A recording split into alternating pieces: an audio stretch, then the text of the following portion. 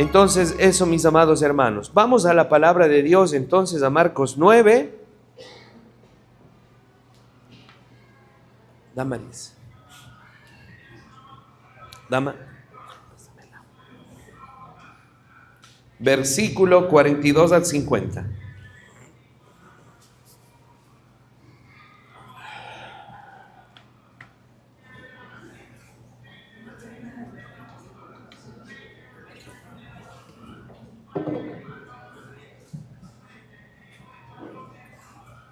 ¿Lo tenemos? ¿Todos tienen Biblia, por favor?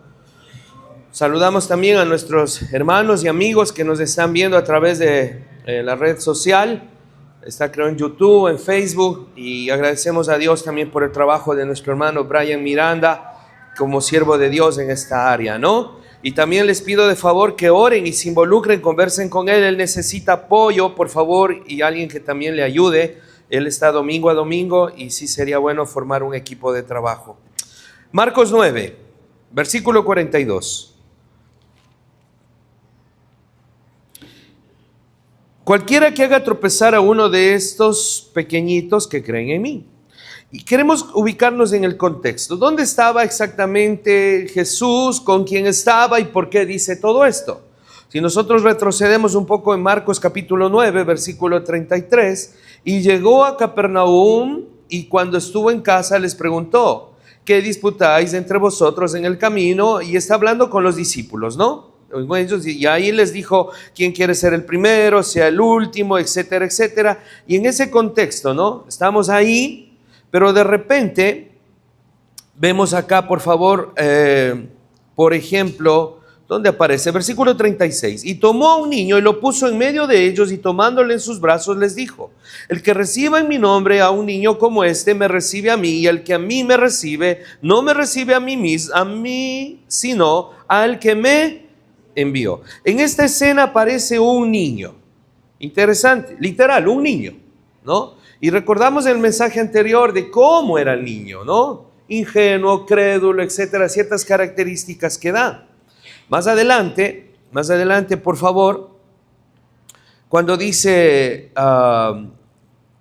el versículo 38, Juan le respondió diciendo: maestro, hemos visto a uno de estos, que en tu nombre echaba fuera demonios, pero él no nos sigue, y si lo prohibimos porque no nos seguía. Ahí le dice: no, el que no es conmigo, el que no es contra mí es conmigo, ¿no? Versículo 40, el que no es contra nosotros, por nosotros es, déjalo, ¿no? Y cualquiera que os diere un vaso de agua en mi nombre, porque sois de Cristo, de cierto os digo que no perderá su recompensa. Entonces, versículo 42, nuevamente llama la atención. Dice: cualquiera que haga tropezar a uno de estos pequeñitos que creen en mí. ¿Y a quiénes está refiriéndose? Pues habían quizás algunos niños, ¿no? Pero es interesante que la relación aquí no solo eran unos niños comunes y corrientes, sino eran niños creyentes en Jesús. Porque dice que creen en mí. Cualquiera que haga tropezar a uno de estos pequeñitos que cree en mí. Pausa.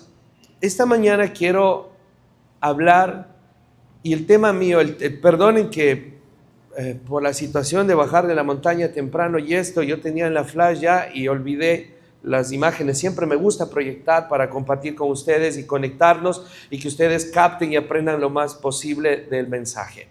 Pero el título que puse a este mensaje es: cuidado con ser tropiezo. Todos tenemos el potencial de ser tropiezo de alguna manera. Y algo que debemos tomar en cuenta es que el Señor dice: cualquiera que hace tropezar o no de estos pequeñitos que creen en mí, va a dar una situación de catástrofe terrible, cuando dice: mejor le fuera si se le atase una piedra de molino al cuello y se le arrojase en el mar. Ustedes saben que en este tiempo del Señor Jesús, o hasta ahora quizás algunos utilizaban ciertas piedras de molino. Hay una piedra de molino manual que algunos giran y entre dos piedras y muelen el grano, Pero hay otra piedra de molino que es movida por animales, por bestias. Un asno, por ejemplo. Y es una piedra de molino considerable. Ustedes imagínense que el Señor dice, mejor, si tú vas a hacer de tropiezo a uno de mis pequeños, mejor átate al cuello una piedra de molino de este tamaño y échate tú solito. Porque no sabes lo que yo voy a hacer contigo. Wow. Ahora, considerando esto, yo quisiera que tomemos en cuenta algo muy importante que dijo el apóstol Pablo también en cuanto a hacer de tropiezo. Y vamos a identificar que en la iglesia no es a veces la edad física que involucra a una madurez espiritual. La Biblia va a destacar, primero en un pasaje vamos a ver a 3 tipos de personas que están en la Biblia, a las cuales se dirige Dios, y debemos ser observadores cuando entendamos la palabra de Dios, ¿a quién está hablando? Vamos por favor a 1 Corintios capítulo 8. No pierda Marcos 9.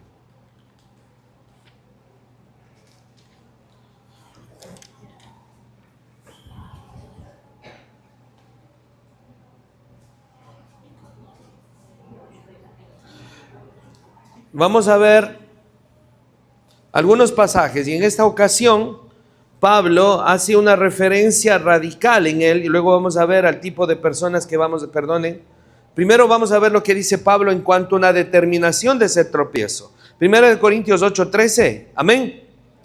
Por lo cual, si la comida le es a mi hermano ocasión de caer, no comeré carne jamás, para no poner tropiezo a mi hermano. Algo que nosotros debemos tomar en cuenta en nuestra vida es que cosas que yo pueda hacer, decir, aún mis intenciones, mis actitudes, pueden ser de tropiezo a alguien, sin darme cuenta o a veces dándome cuenta. Y hay ciertas cosas que yo puedo hacer. Habla Pablo después en Romanos, otros versículos, cuando dice que algunos no estamos como con como que fuéramos Dios y podemos juzgar todas las cosas, la intención del corazón, lo que hace una u otra persona como creyentes. O sea, cada uno juzga un día para sí mismo, el otro no. Hay un caso. Una vez dice que un predicador fue a una iglesia a visitar y un hermano que tenía posibilidades y este hermano tenía problema con el alcohol, había estado en una clínica de rehabilitación. Esta familia, el predicador no sabía, esta familia le invitó al predicador a almorzar a un restaurante. Y este predicador, tomando confianza y todo, dice, ¿me permite pedir una bebida? Claro, y le dice al mesero, tráigame un vino. Agarró el vino, sirvió y el otro estaba pero así, en shock. Después de 2 días, la esposa de este hermano que había estado en una clínica de rehabilitación por el alcohol, llamó al pastor y dijo, pastor, mi esposo acabó de recaer nuevamente. Y a veces es eso, de que a veces no podemos medir ciertas cosas o lo ignoramos. ¿Sí me hago entender? Hay algunos que podemos decir, ok, por salud y digestión podemos tomar una copa de vino, pero hay algo que debo considerar. Si eso es ocasión a un hermano de caer, ¿lo hago delante de él? Jamás. Pablo quizás está considerando esto, no tenía problema en comerse la morcilla, la fritada y todo eso, acuérdense en el tema del chancho con los judíos, pero en un momento él dijo, ok, para ciertos hermanos desde tropiezo no hay problema. Hermanos, perdónenme, yo delante suyo, a conciencia, para mí no es problema. En Timoteo Pablo dice, come todo. Pablo le dice, come todo. A Pablo le está hablando a Timoteo, le dice, todo lo que Dios ha creado es bueno y hay que, dando gracias a Dios, come. Y de hecho es así.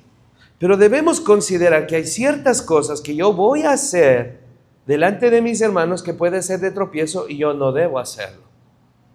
Porque no solo debo pensar en mí. Amén. Vamos a 1 Corintios 10 ahora. Versículo 32. Marcos 10, 32.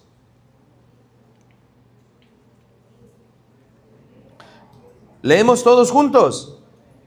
Y este versículo lo memorizamos ahorita. ¿Qué les parece? ¿Creen que somos capaces? ¿Somos capaces o no? Amén. Se va después a despedirse con el versículo, ¿ya?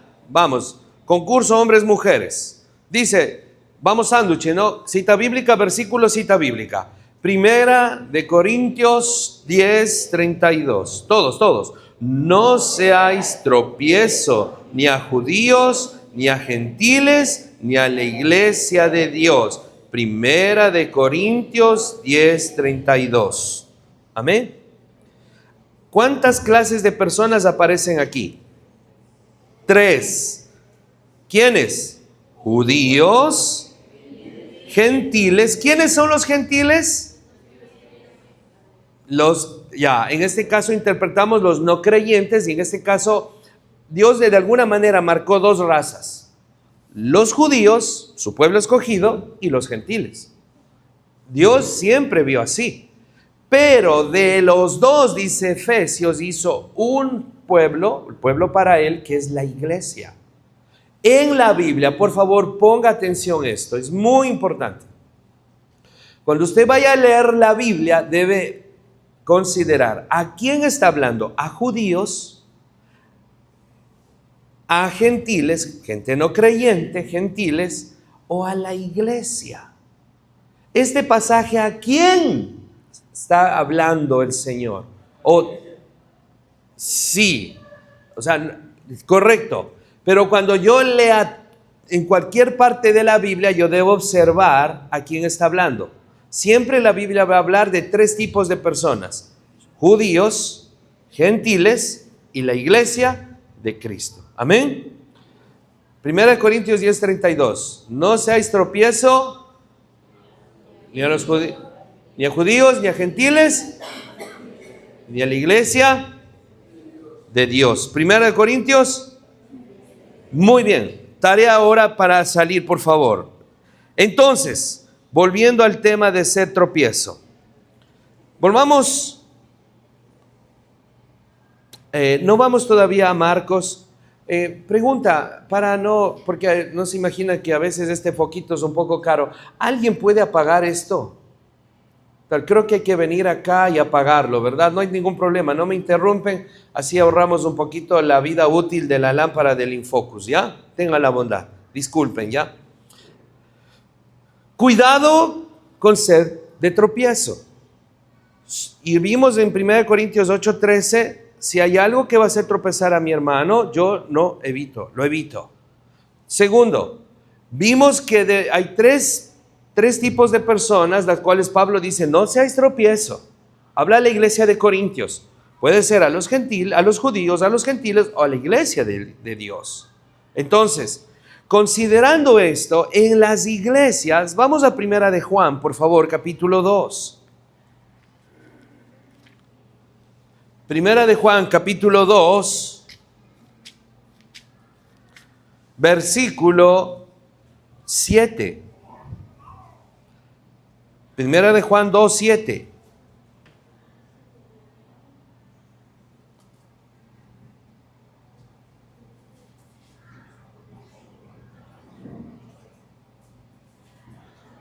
Amén.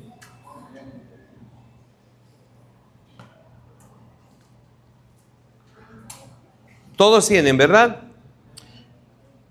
Hermanos, no os escribo mandamiento nuevo, sino el mandamiento antiguo que habéis tenido desde el principio. Este mandamiento antiguo es la palabra que habéis oído desde el principio. Sin embargo, os escribo un mandamiento nuevo que es verdadero en Él, en Cristo y en vosotros. Está hablando a creyentes, ¿no?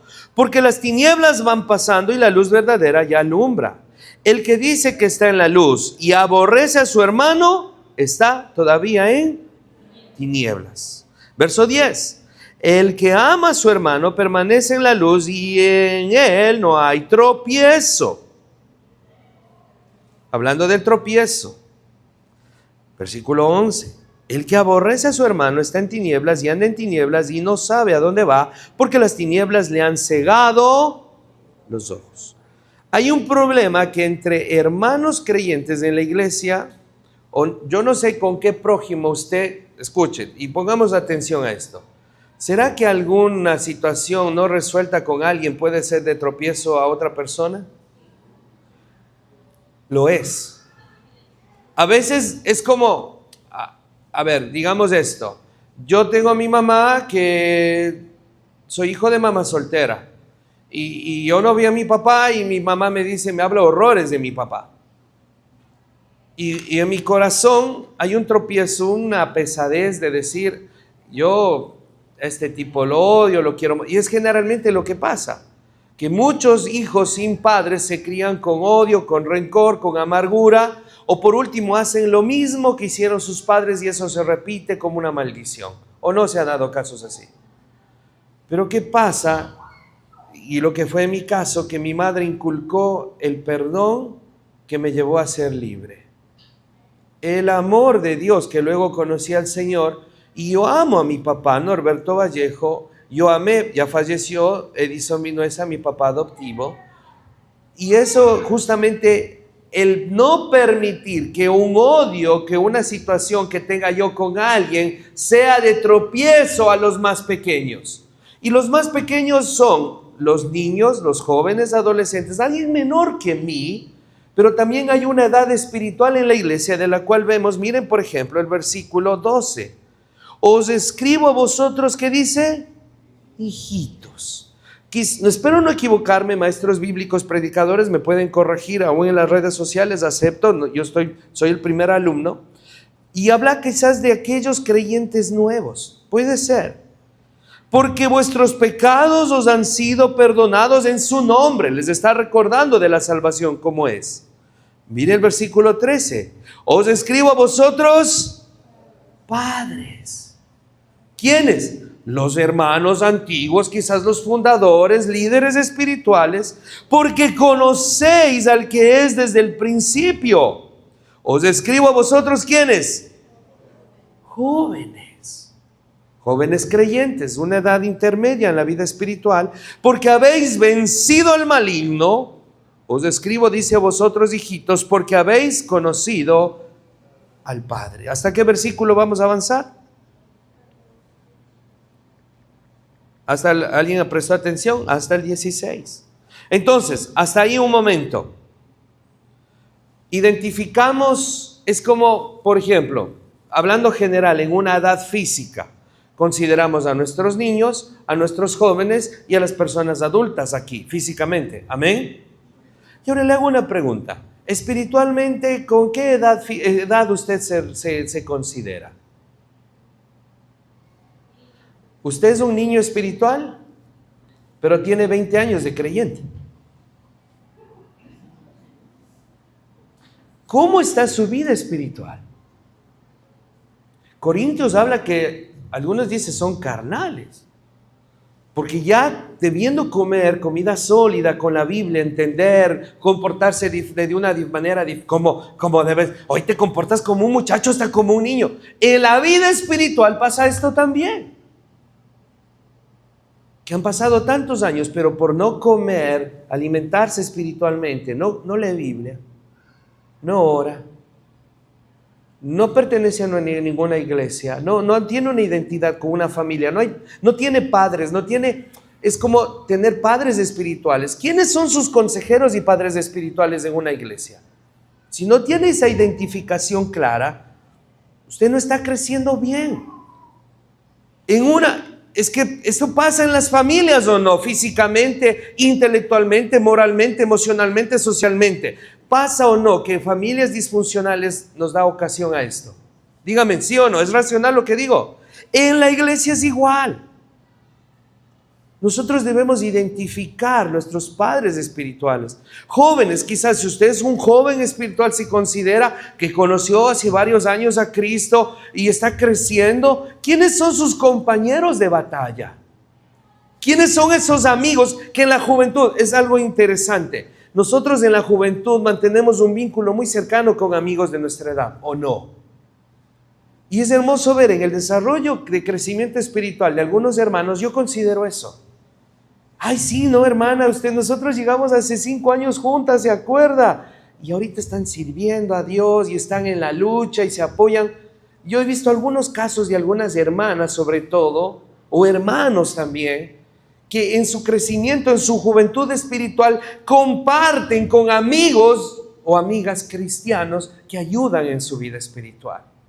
Y de hecho, los adultos y los jóvenes debemos velar por ¿quiénes? Por los niños espirituales, por los pequeños. Y tener cuidado de ser de tropiezo entre nosotros y hacia los más pequeños espiritualmente. Amén. Porque ¿quién se va a encargar de juzgar y castigarnos si nosotros estamos siendo de tropiezo a alguien? Dios. Y en ese momento le está diciendo, estos pequeños que creen, mejor átate al cuello y desaparece, no te quiero ver. Muy, muy enfático y radical, duro el Señor con esto. Amén. Bueno, el 14, el 10 y 15, y algo que marcan no ser de tropiezo para otros, es que, versículo 15, no amemos al mundo, ni las cosas que están en el mundo. Si alguno ama al mundo, el amor del Padre no está en él, porque todo lo que hay en el mundo, los deseos de la carne, los deseos de los ojos y la vanagloria de la vida, no provienen del Padre, sino del mundo. Y el mundo pasa y sus deseos, pero el que hace la voluntad de Dios permanece para siempre. Un índice de que usted está haciendo de tropiezo es que usted esté amando más las cosas de este mundo, cosas materiales, más que a Dios, más que a la Biblia, más que a los hermanos. Y otro índice es que usted guarde el rencor a alguien, no lo pueda ni ver en pintura, le marca la cruz. Eso en nuestras vidas está haciendo que seamos de tropiezo, o sea, no de bendición, de maldición a alguien. Amén. Entonces examinemos nuestro corazón, ¿cómo estamos?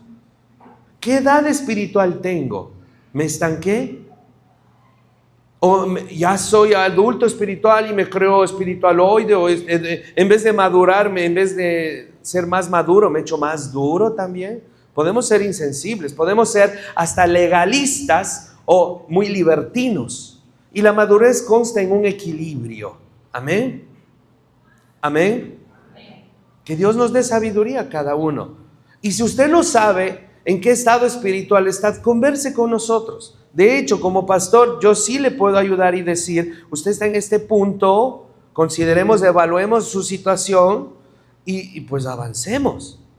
Porque eso es lo hermoso, crecer, avanzar paso a paso, aún cayéndonos y levantándonos, debemos avanzar y seguir adelante. Amén. Ánimo. Volvamos a Marcos 9.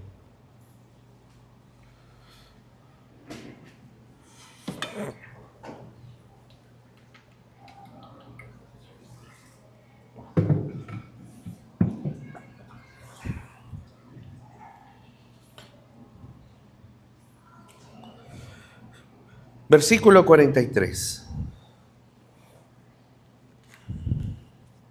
Hasta el 48.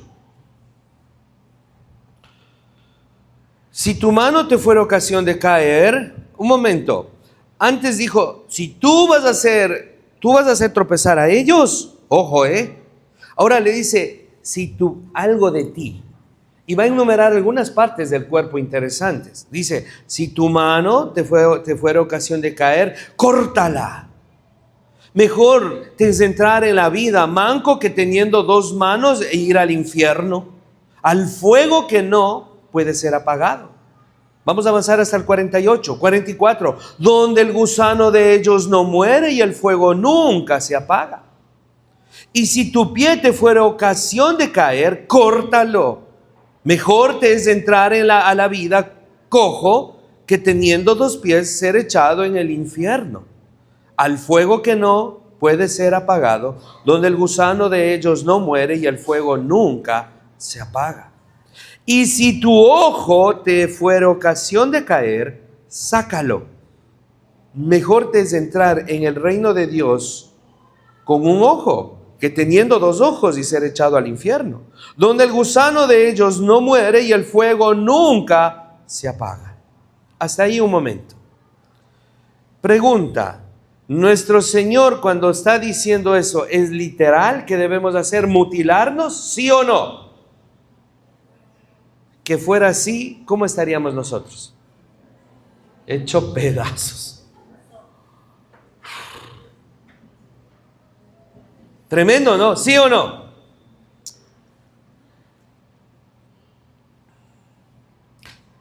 Hay el tema de que, permítame leer algo. El pecado es más un asunto del corazón más que cualquier órgano o miembro en particular. Y si yo corto mi mano derecha, la izquierda aún está lista para el pecado. Si yo desmembro totalmente mi cuerpo, y aún puedo pecar con mi mente y mi corazón. Eso no es así. Claro. Jesús de alguna manera intentó corregir un malentendido de los discípulos porque ellos pensaban que el tema del reino de Dios era solo recompensas. Ellos decían que estaban discutiendo quién iba a ser al lado. Recuerdan Marcos 8:34, ahí nomás está, miren Marcos 8:34. Marcos 8:34. Y llamando a la gente y a sus discípulos les dijo, si alguno quiere venir en pos de mí, ¿qué dice? Niéguese a sí mismo, tome su cruz porque todo el que quiera salvar su vida, la perderá. Y todo el que pierda su vida por causa de mí y del evangelio, la salvará. Les está diciendo, ¿usted quiere seguir la palabra de Dios?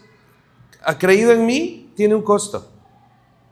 El costo es cortar el pecado en mi vida. ¿A dónde camina? ¿A qué lugares va?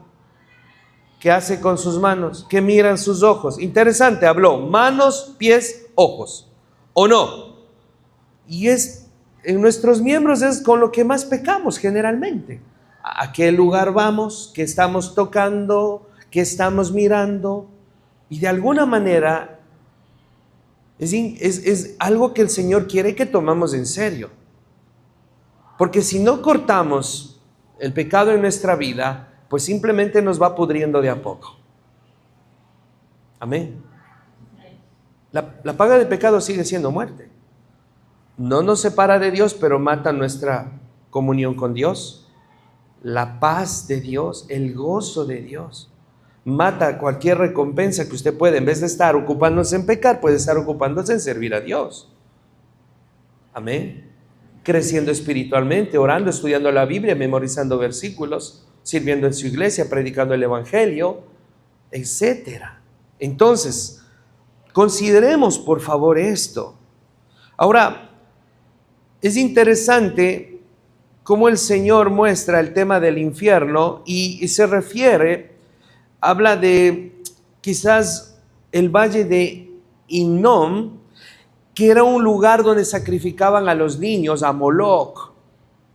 Eso luego se convirtió en el tiempo del Señor en un basurero donde esos desechos y esa basura era quemada. ¿Ya ha visto algún momento donde hay algo que se está quemando, la basura, el plástico y todo eso? No hay fuego, pero humea. ¿Ha visto esta imagen? Bueno, es algo parecido así el infierno. Y aparte de eso, en esos lugares a los alrededores, con todos los desechos que hay, también hay gusanos. Y muestra de una forma gráfica el destino de los condenados. De aquellos que prefieren con sus manos, pies y ojos seguir pecando y no tienen a Cristo.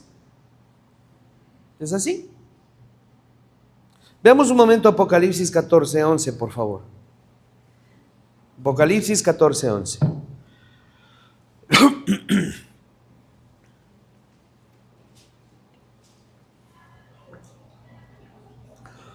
Disculpen que estoy recuperándome todavía estaba mal con la garganta. La primera parte.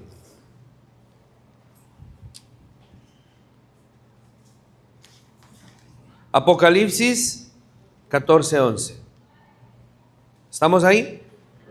Y es un versículo que a mí realmente me ayuda a predicar el evangelio, a ilustrar lo que es el infierno, lo que espera aquella persona que no tiene a Cristo. Algunas veces lo he repetido aquí y espero que lo podamos por último grabarnos para el plan de salvación. Dice la descripción del infierno: y el humo de su tormento sube por los siglos de los siglos, y no tienen reposo de día ni de noche. Hasta ahí. Luego habla una descripción futura en cuanto a los que adoran a la bestia y tienen su marca, etc. Pero la descripción del infierno es fuego porque hay humo, y eso es tormentoso, pero aparte también dice que no hay reposo. Y acá, cuando hablamos en Marcos capítulo 9, decía eso: el fuego no se apaga y el gusano nunca muere. ¿Usted se imagina gusanos comiéndole, atravesando su piel y luego volviendo a salir? Sana la piel y otra vez pasa lo mismo. Cuando uno se imagina y siente esa ilustración del infierno, el fuego atormentándole o los gusanos comiéndole y volviéndole a comer por toda la eternidad, no es un lugar del cual uno dice: Señor, gracias por salvar mi vida de ese lugar. ¿Estamos conscientes de lo que Cristo hizo por nosotros? Si no es consciente, no sé qué más puede hacer el Señor. Porque usted quizás, como dice Hebreos 10, solo conoce al Señor, pero no ha creído en Él. Viene a la iglesia, se bautizó, pero realmente es convertido, realmente asimiló lo que el Señor, ¿de dónde nos rescata el Señor? Y yendo al tema de cuidado con ser de tropiezo, podemos ser a otros o nuestro cuerpo, nuestra carne. ¿Algo de nosotros está siendo de tropiezo a usted mismo primero? ¿Qué es lo que Dios le está pidiendo cortar de raíz en su vida para no ser de tropiezo? ¿Qué es lo que Dios le pide? Usted sabe, con Dios, cada uno luchamos con nuestros pecados privados. Y hoy es el momento de decirle: Señor, este es mi pecado. No puedo solo o sola. Ayúdeme a cortar. Porque vivo enfermo. Vivo mal, vivo quejándome. No me sabe bien la vida. Tener a Cristo es como lo mismo que la gente del mundo. Amén. No hay propósito. Tomemos en cuenta. Acá un escritor dice: al parecer cada quien tiene su propio gusano de remordimiento, en particular por los males que hizo y por la gracia que rechaza. Mientras el fuego, el estado de tormento es común para todos. Que el Dios vivo les salve a ustedes de este gusano y de este fuego. Vamos a ver los últimos versículos 49 y 50 de Marcos. Por favor, volvamos a Marcos.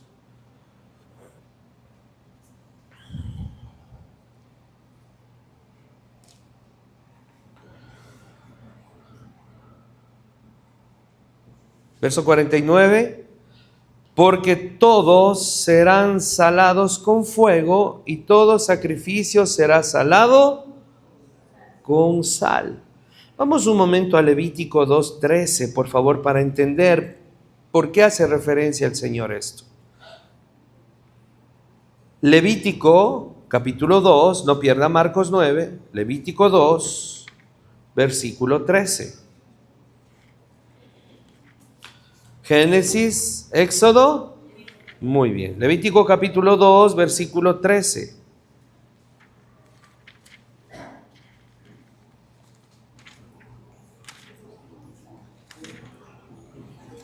Póngase de pie. Respire, por favor. Oxigene las neuronas un poquito. El cambiar de posición ayuda nuevamente a concentrarse. ¿De qué estamos hablando esta mañana? Cuidado con ser de tropiezo. Amén. Recordemos esto, ¿no? Hemos visto que podemos ser tropiezo a judíos, gentiles, a la iglesia de Dios, a los más pequeños espiritualmente, a los jóvenes, a los adultos, entre nosotros. Evalúe su vida espiritual. Y luego ahora vemos que algo de nosotros puede ser que está siendo de tropiezo a nosotros mismos y obviamente a los demás.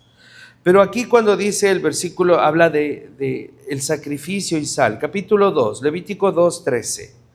Y sazonarás con sal toda ofrenda que presentes, y no harás que falte jamás de tu ofrenda la sal del pacto de tu Dios. En toda ofrenda tuya ofreceréis. Los ofrendas y sacrificios que hacían, ¿iba con qué? Con sal. Interesante, ¿verdad? Ahora, algunos consideran que el fuego, por ejemplo, se refiere a tribulaciones y aflicciones que acompañan a un sacrificio vivo. Es a veces necesario pasar por ciertas necesidades, circunstancias difíciles, personas complicadas en nuestra vida que nos ayuden a sacrificar nuestra carne. Sí.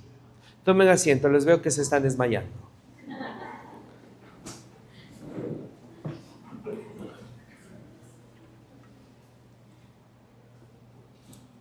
Romanos 12:1, por favor. Romanos 12:1.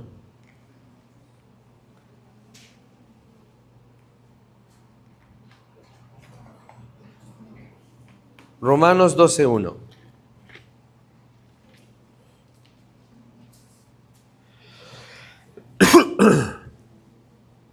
Amén.